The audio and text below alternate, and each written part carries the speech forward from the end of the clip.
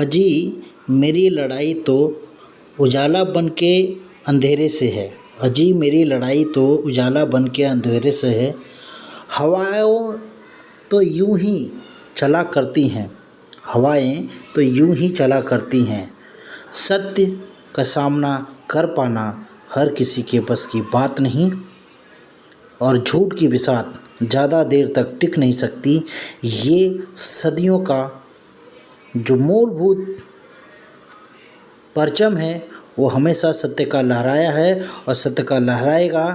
आप सत्य के साथ रहिए, सत्य का सपोर्ट करिए।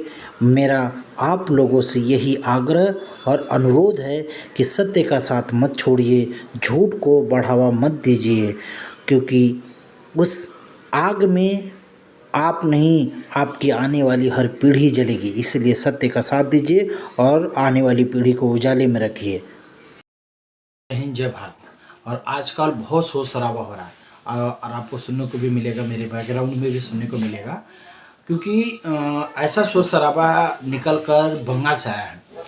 ममता बनर्जी के खेमे से, ममता बनर्जी के खेमे से पंचायत चुनाव के अंतर्गत में जो चीज़ें हुई हैं, जो तस्वीरें आपको दिखा रहे हो, दो वीडियो चल रहे हैं, दो तस्वीरें दिख रहे हैं और आपको ट्वीट भी दिखा रहे हो, क्या लिखा हुआ वो भी आप पढ़ो, है ना। पढ़ के आप देखो, ये हरकतें हैं ममता बनर्जी के खुलेआम। और ये जो लोग हैं जो इसमें हरकतें कर रहे हैं, ये पूरे सब बांग्लादेशी हैं, क्योंकि ममता बनर्जी के खेमे में सबसे ज़्यादा बांग्लादेशी हैं। और बांग्लादेशियों को राशन कार्ड, वोटर आईडी, फर्जी डॉक्यूमेंट बनाकर उनको बंगाल में बसाया गया। इसीलिए सबसे ज़्यादा मुसलमान बंगाल में दिखते हैं और बंगाल को लेकर ममता बनर्जी सक्रिय रहती हैं और उसी के दम पे जो है कि वो प्रधानमंत्री बनने का सपना भी देख रही हैं।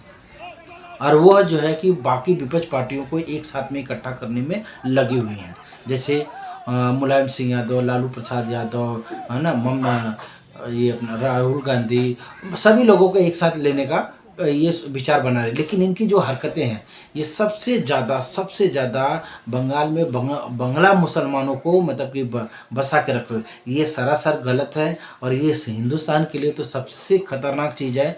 और इस चीज़ पे केंद्र सरकार को कड़ी से कड़ी कदम उठाने चाहिए। लेकिन केंद्र सरकार क्या कर रही है? केंद्र सरकार वहाँ अपनी सरकार बनाने के लिए राजनीति कर रही है, उसी का फ़ायदा उठा रही है और वहाँ पे हिंसा को आगे बढ़ावा देने का काम बीजेपी सरकार का भी है। केंद्र सरकार भी को रोकने के बजाय वहाँ पे अभी जब नंदीग्राम का जब मतलब कि चुनाव हुआ था, तब देखो कितना हिंसा हुई थी, कितने लोग मरे हुए थे। और इसमें सबसे ज़्यादा अगर कोई मारा जाता तो वो आम जनता, आम पब्लिक, सीधे साधे लोग मारे जाते हैं। जो लोग उस टक्कर के होते हैं वो नहीं मारे जाते, क्योंकि उनसे टक्कर लेने जाते ही नहीं।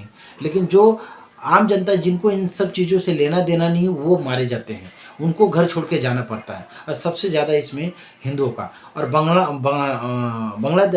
बांग्लादेश से आए हुए जो रोहिंग्या हैं उनको फर्जी डॉक्यूमेंट देकर बनाया, ठीक है। उसके बाद में बंगाल के जितने भी बंगाली हैं वो सभी लोग बंगाल छोड़कर अन्य प्रदेश में जाके जॉब कर रहे हैं, नौकरी कर रहे हैं, वहाँ रह रहे हैं, वहाँ घर बना रहे हैं, वहाँ सब कुछ कर रहे हैं। बंगाल में जाने की हिम्मत नहीं पड़ रही है।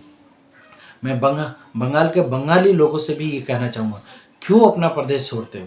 मैं हर उन परदेशियों से कहना चाहूँगा जो अपना प्रदेश छोड़कर दूसरे राज्य में जाकर नौकरी कर रहे हैं और वहाँ रह रहे हैं, वहाँ पे दिक्कतें हो रही हैं, तो आप कह रहे हो कि हमें यहाँ के लोग जो है सता रहे।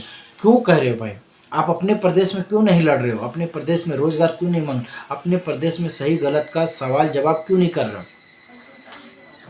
सिर्फ अपने स्वार्थ के लिए कि हम जिंदा रहे, बस जाने दो, ऐसा क्यों? अगर ऐसा होता तो चंद्रशेखर आज़ाद, भगत सिंह जैसे बड़े बड़े लीडर जिन्होंने अपनी जान गंवा दी, अगर उन्होंने गंवाया नहीं था, आज का देश आज़ाद होता? गांधी जी के लाठी से देश आज़ाद होता था? नहीं होता। गांधी जी ने सबसे ज़्यादा बड़ा राजनीति, सबसे बड़ा जो है कि दिक्कतें गांधी जी के मर्डर टाइम से ही स्टार्ट हुआ। आज जो चीज़ें, अगर देश बंटवारा हो रहा था उस वक्त में, अगर पूरे मुसलमान अगर चले गए होते पाकिस्तान में, आज ये हिंदू मुस्लिम नहीं होता। ये पॉइंट सबसे बड़ा ये रहा राजनीति करने का मुद्दा, क्योंकि इससे मालूम पड़ा कि अगर ये लोग रहेंगे तो लाइफ टाइम तक राजनीति करने को मिलेगा, पार्टी चलाने को मिलेगा, पैसा कमाने को मिलेगा, सारी चीज़ें मिलेंगी। क्योंकि हिंदुओं को हमेशा से डराया गया है। हिंदुओं में सबसे बड़े कि जो मतलब कि धर्म के धर्म गुरु लोग हैं, उन्होंने भगवान के नाम पे, भूत के नाम पे और बहुत सारी चीज़ों के नाम पे डरा के रखा। और ऊपर से अंग्रेज आए, मुग़ल आए, उन्होंने डराया। उसके बाद देश आज़ाद हो जाने के बाद में ये पार्टियां जो है डरा रही हैं। तो ममता बनर्जी भी वही काम कर रही हैं, लोगों को सीधा हथियार दे के भेज रही हैं। आपने देखा वीडियो में कि हथियार दे के कैसे भेजे। तो ये सरासर गलत है और केंद्र सरकार को इस पर कड़ी से कड़ी सजा भी देनी चाहिए और कड़ा व्यवस्था भी करना चाहिए।